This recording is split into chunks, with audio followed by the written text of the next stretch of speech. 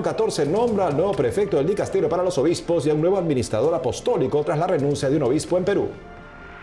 Ante la Asamblea General de la ONU, el primer ministro de Israel, Benjamín Netanyahu, justifica su operación militar en Gaza para derrotar a Hamás y liberar a los rehenes. Ante la Asamblea de las Naciones Unidas, el presidente de Haití pide acción internacional urgente para acabar con las pandillas que mantienen al país sometido al crimen y al miedo. Más de 20.000 catequistas de 115 países inician en Roma el jubileo dedicado a ellos. A pocos días de la fiesta de los Santos Arcángeles, un sacerdote explica su verdadero papel frente a las desviaciones del esoterismo moderno. Hola Natalie, terminando la semana. Terminamos la semana y contentos con nuestros televidentes desde los estudios en Lima, Perú. Gracias por acompañarnos en EWTN Noticias. Soy Eddie Rodríguez Morel. Bienvenidos, yo soy Natalie Paredes.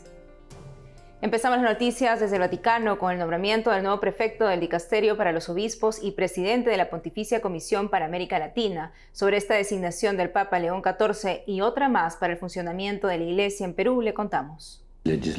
Monseñor Filippo Iannone es el nuevo prefecto del dicasterio para los obispos y presidente de la Pontificia Comisión para América Latina. El arzobispo italiano era hasta hoy el responsable del dicasterio para los textos legislativos. Asumirá su nueva función el próximo 15 de octubre, reporta Así Prensa.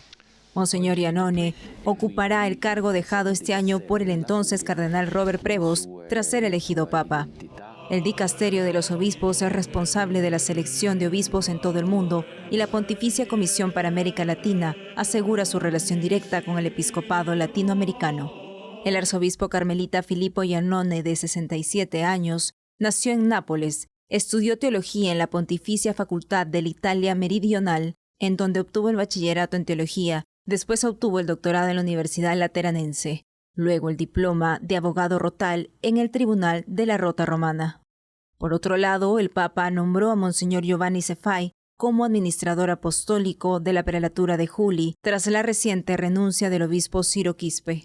Monseñor Giovanni Cefai, de origen maltés, es misionero de la Sociedad de San Pablo, es el primer obispo de Huancané, una prelatura creada por el Papa Francisco en 2019. Destaca por su labor social en el sur andino del Perú. Por otro lado, en el tercer día de sesiones de la Asamblea General de las Naciones Unidas, la guerra en Gaza volvió a ser el tema de interés con la presentación del primer ministro de Israel, Benjamín Netanyahu. Veamos.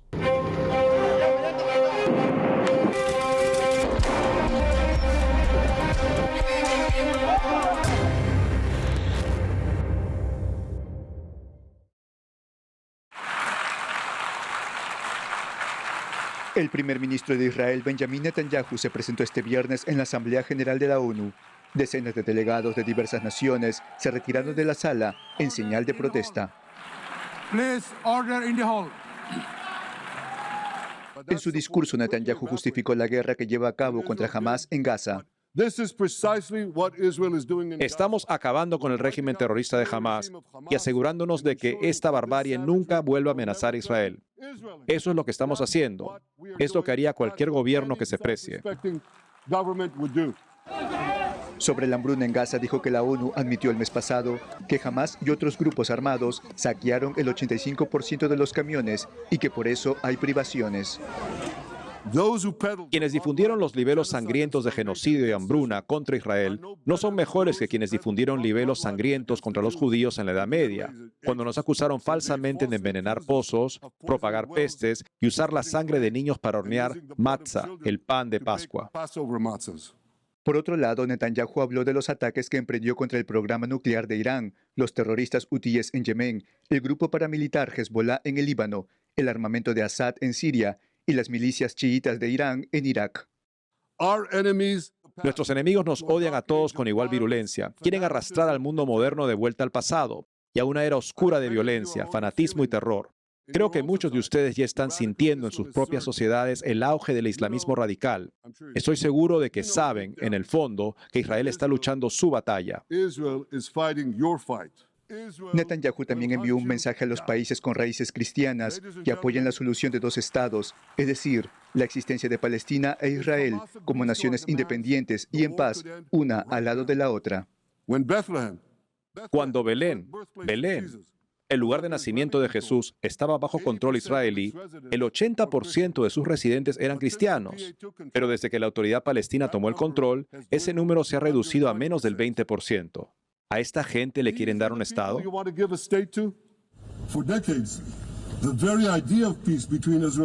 El gobierno israelí puso parlantes dirigidos hacia Gaza, por donde se escuchó el discurso de Netanyahu en la ONU. El mandatario también dijo que se estaba transmitiendo a los teléfonos móviles de los gazatíes.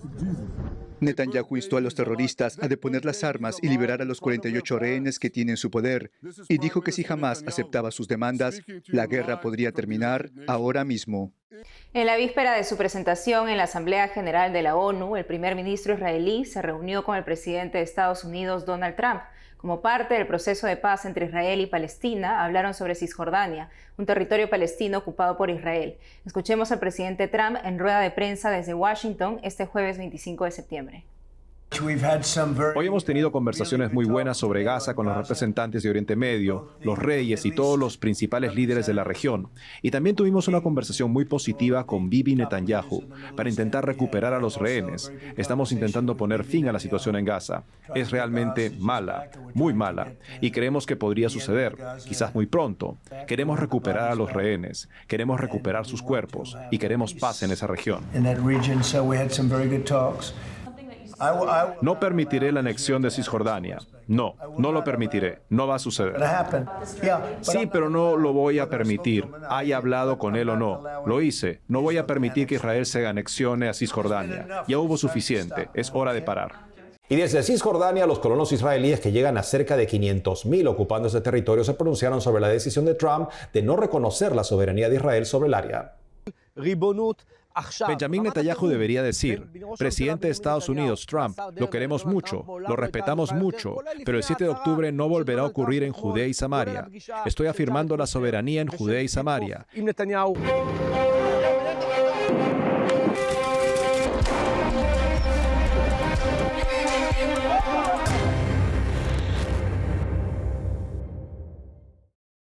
La Asamblea General de la ONU es el foro de todas las preocupaciones y esperanzas del mundo. A su turno, el presidente de Haití habló sobre su país sometido a la violencia de las pandillas. Pide más ayuda internacional contra este mal. Veamos. A tan solo 4 horas de avión desde aquí se está desatando una tragedia. Cada día vidas inocentes se extinguen a causa de las balas, el fuego y el miedo. Barrios enteros desaparecen, obligando a más de 1 millón de personas al exilio interno, aniquilando recuerdos, inversiones e infraestructuras. Miles de niños han sido privados del derecho fundamental a la educación y cientos de mujeres y niñas han sido violadas y llevarán para siempre las cicatrices de la violencia en sus cuerpos y almas. Hoy la comunidad internacional debe apoyar a Haití y tomar medidas a gran escala, no medidas a medias, sino una reacción contundente e inmediata.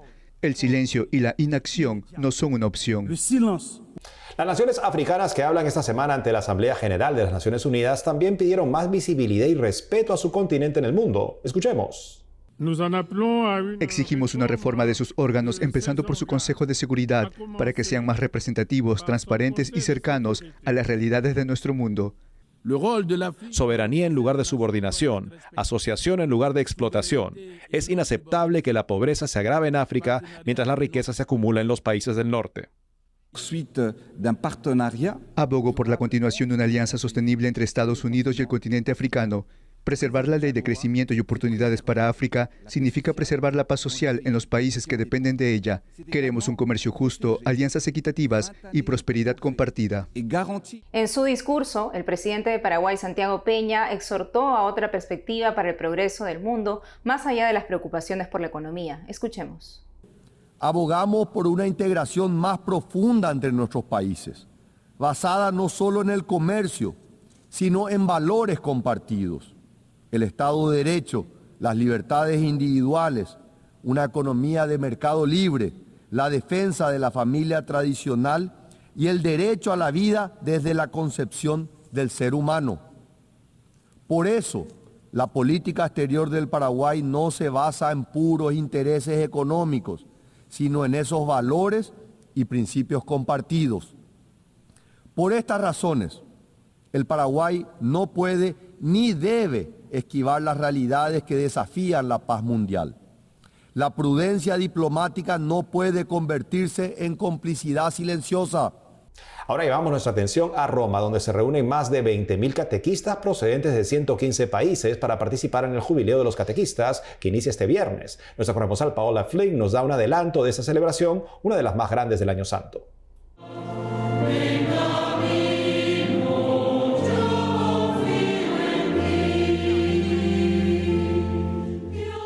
Ya están en la ciudad eterna los participantes del Jubileo de los Catequistas que se celebrará este fin de semana en el Vaticano.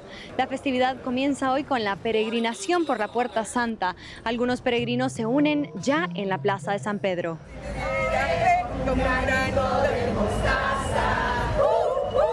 Eso dice el Señor. Si tuviera fe como un gran... A las 6:30 p.m. tendrá lugar la vigilia de oración en la Basílica de San Pedro. Algunos de los participantes de este jubileo explican que será propicio para señalar el necesario apoyo a la educación en la Iglesia.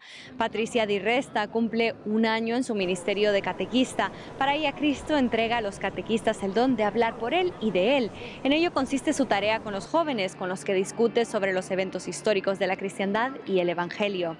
Ser llamado a ser catequista es realmente una vocación, una gran responsabilidad y una oportunidad extraordinaria, porque puedes expresar tanto tu vida como tus conocimientos, pero sobre todo la experiencia real de la que significa conocer a Cristo, vivir a Cristo y transmitirlo a las mentes más sensibles, es decir, a las más receptivas, que son las de los niños y los jóvenes. El sábado 27 de septiembre a las 10 de la mañana, el Santo Padre recibirá en audiencia a los catequistas. Por la tarde estarán invitados más grupos a cruzar por la Puerta Santa. A las 4 p.m. ofrecerán catequesis en distintas iglesias en Roma, divididas por el idioma en el que se pronunciarán estas sesiones. Y el domingo a las 10 de la mañana culmina esta celebración con la Santa Misa presidida por el Santo Padre en la Plaza de San Pedro, con la institución de nuevos catequistas. En Roma, Paola Flynn, EWTN Noticias.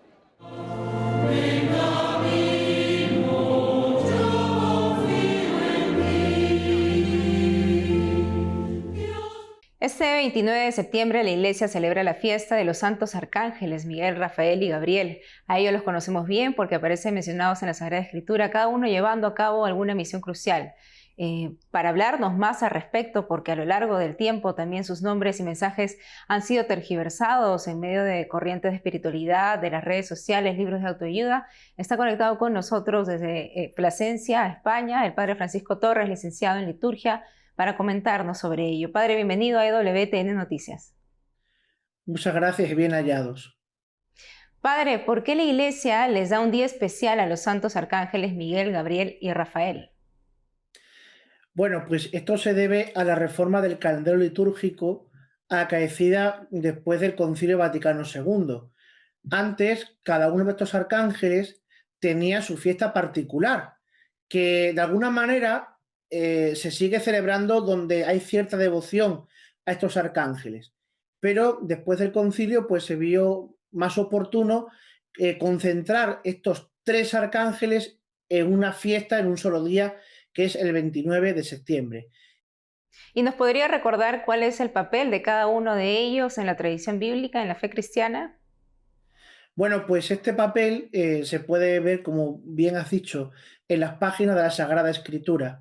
Tenemos a San Miguel, que es el más conocido, el más importante, que es el capitán del ejército celestial. Miguel, que significa ¿quién como Dios? Y es el que lucha contra las fuerzas de Luzbel, de Lucifer, en esa rebelión angélica del principio de los tiempos. Tenemos, y por tanto nos defiende a nosotros también en las batallas contra el demonio, ¿no? Como decimos en su oración. Tenemos también al arcángel San Rafael, que es el que guía al caminante, al peregrino. Es el arcángel que guía a Tobías, ¿no? en su camino, aunque él no sabe que es un arcángel hasta el final.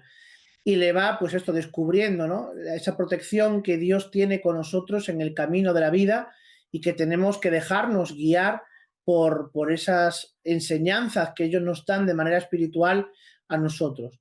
Y luego tenemos el arcángel San Gabriel, que es el arcángel que porta los mensajes, que anuncia en momentos importantes la historia de la salvación.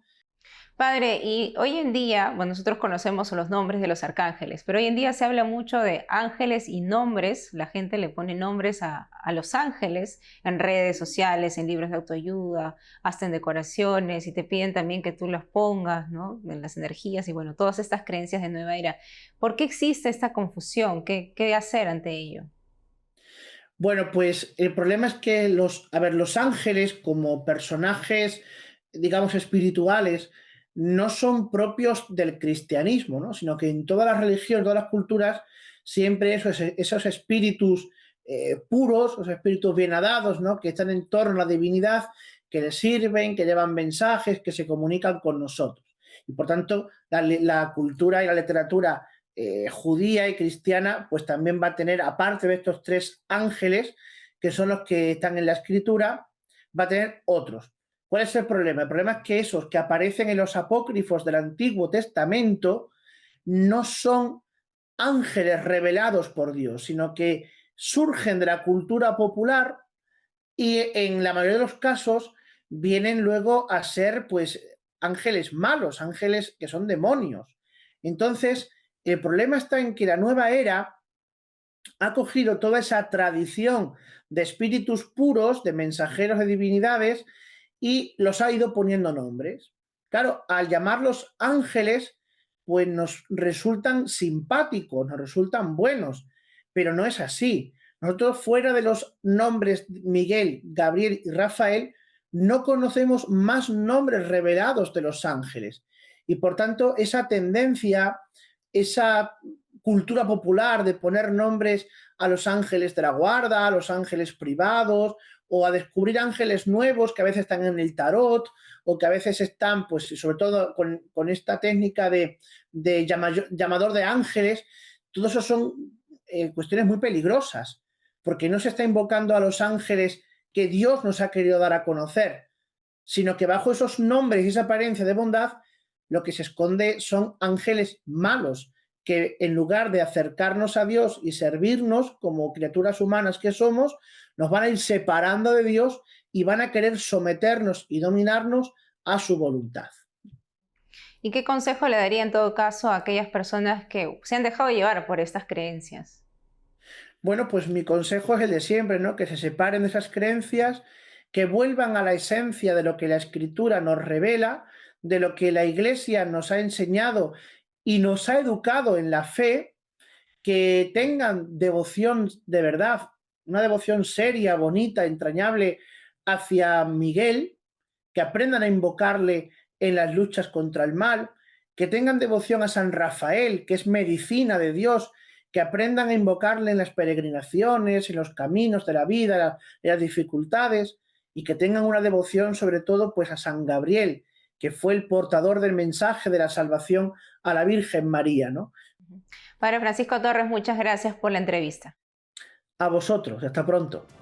Vamos a una pausa, pero al volver, en México una universidad pontificia garantiza la solidez de la evangelización, formando sacerdotes, religiosas y agentes de pastoral.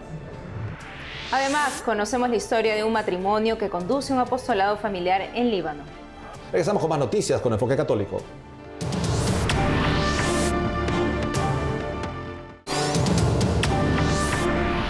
La educación continua de sacerdotes, religiosas y agentes de pastoral es fundamental para que la evangelización sea sólida. Veamos qué hace la Iglesia en México por este objetivo. Nuestro corresponsal Diego López informa. La Universidad Pontificia de México destaca por ser la única institución de educación superior de la Iglesia Católica en el país, dedicada a la formación sacerdotal, religiosa y laical en áreas como la teología, la filosofía, el derecho canónico y ciencias humanísticas. Fundada el 29 de junio de 1982 por decreto de la Congregación para la Educación de la Santa Sede, la universidad se reconoce como heredera de lo que es hoy la Universidad Nacional Autónoma de México, la institución más grande e importante del país. En agosto, inició un nuevo ciclo con un espíritu de renovación, pero sobre todo con el compromiso educativo de influir en la sociedad para transformar la realidad.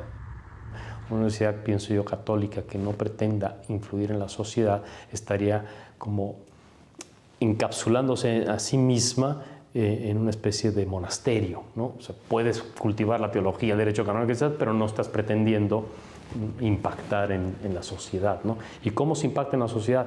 Sentándose a la mesa del diálogo, del discurso, ¿no? Y eso me parece que es parte de la identidad, es una cosa de la cual no podemos prescindir. Actualmente, la universidad cuenta con alrededor de 400 alumnos entre programas ordinarios y diplomados sabatinos. Muchos de sus estudiantes provienen no solo de México, sino también de otros países de América Latina y África, con el propósito de profesionalizarse y servir mejor a la iglesia. Y como sacerdote, de manera especial, irme preparando para ayudar al pueblo de Dios que el día de mañana se va a confiar. Entonces sí es una formación integral, todo lo que implica lo humano, lo espiritual, lo intelectual, no se dude, sobre todo al estar aquí en esta institución, en la universidad, preparándome para ayudar a la comunidad para la vida de fe.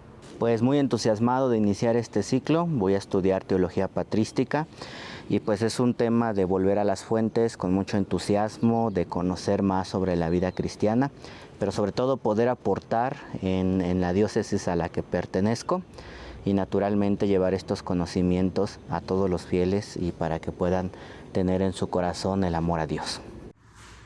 La identidad cristiana de la Universidad Pontificia de México se sostiene en 3 pilares: la revelación como fuente del saber, la búsqueda de la verdad sobre Cristo, la Iglesia y el ser humano, y una clara dimensión misionera. Una misión que busca compartir este tesoro doctrinal, humano y espiritual con toda la sociedad.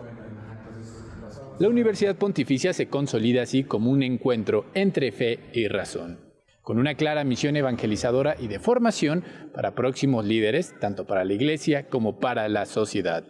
Desde Ciudad de México, para EWTN Noticias, Diego López. Y ahora le contamos la historia de un matrimonio formado por un libanés y un estadounidense que conducen un apostolado para las familias en el Líbano. Veamos cómo lo hacen en este reportaje del programa Vaticano de EWTN. Normalmente, Daud y yo nos levantamos antes que los niños.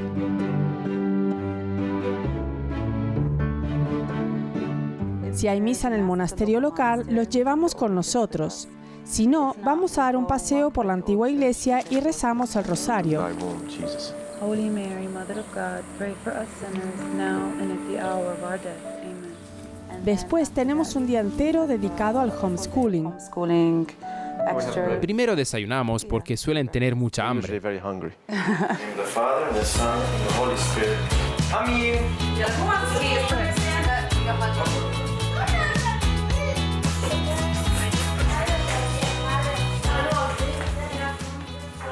Seis niños, una mesa para desayunar y una historia de amor entre la estadounidense Kate y el libanés Daud.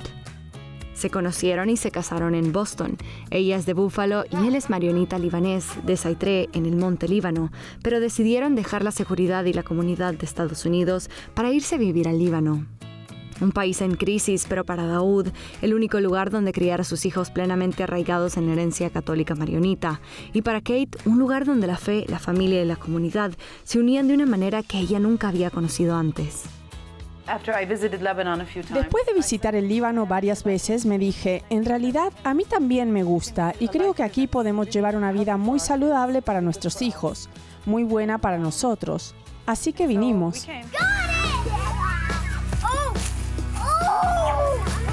La casa de los Taller rebosa de vida y ruido. La educación en la casa los mantiene juntos. Juegan y comparten comidas. Todo ello mientras crecen en una comunidad de amigos íntimos. Pero los Taller no guardan la vida familiar solo para ellos. Han abierto su casa y sus corazones a una misión, acogiendo a otras familias y jóvenes.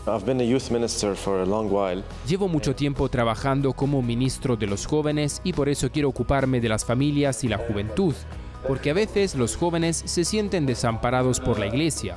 Por eso queríamos un lugar donde sintieran que pueden rezar, pero también jugar.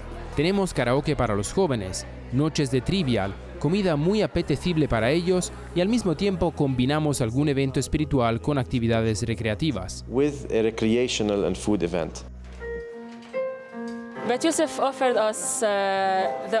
Beit Yosef nos ofrece la oportunidad y la experiencia de reunirnos todos para formar una sola comunidad.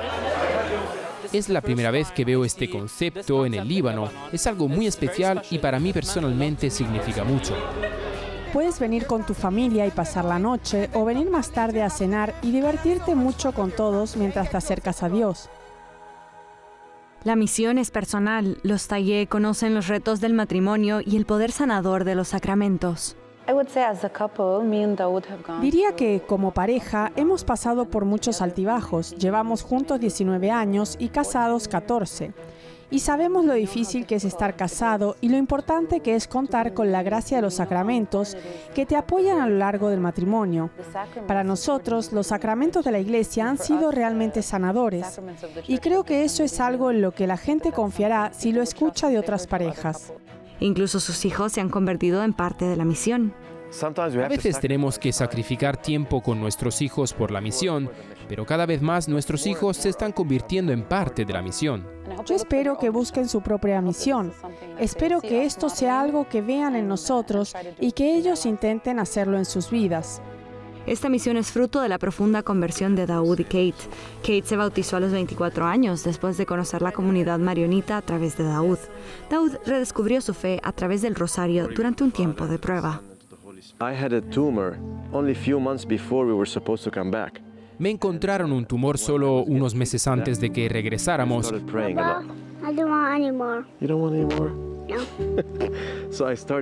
Y cuando me lo estaban tratando, empecé a rezar mucho, y a través de esa oración, el rosario, María me llevó a su hijo.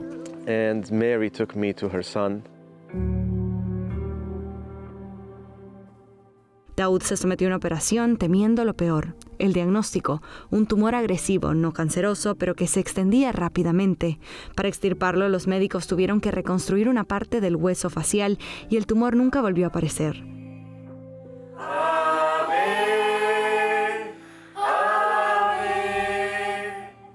Desde entonces, Daud nunca se ha separado del rosario. Lo lleva colgado al cuello y lo reza a diario con su familia.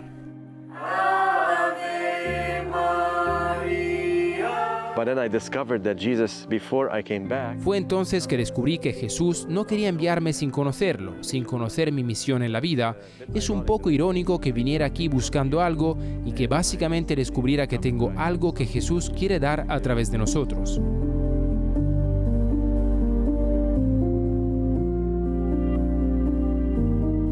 Para la familia Tayed, el Líbano no es solo un terreno de misión, es su hogar. A través de lecciones en casa, oraciones compartidas y ayuda a parejas en crisis, están construyendo algo hermoso. Una familia moldeada por la fe, el sacrificio y la alegría. Amigos, hemos llegado al final del programa. Esperamos que tengan una gran semana. Gracias por habernos acompañado. No dejen de seguirnos en las redes sociales, también de lunes a viernes a las 12 del mediodía, hora de Miami, en Radio Católica Mundial, y su programa Más que Noticias con un servidor. Hasta entonces.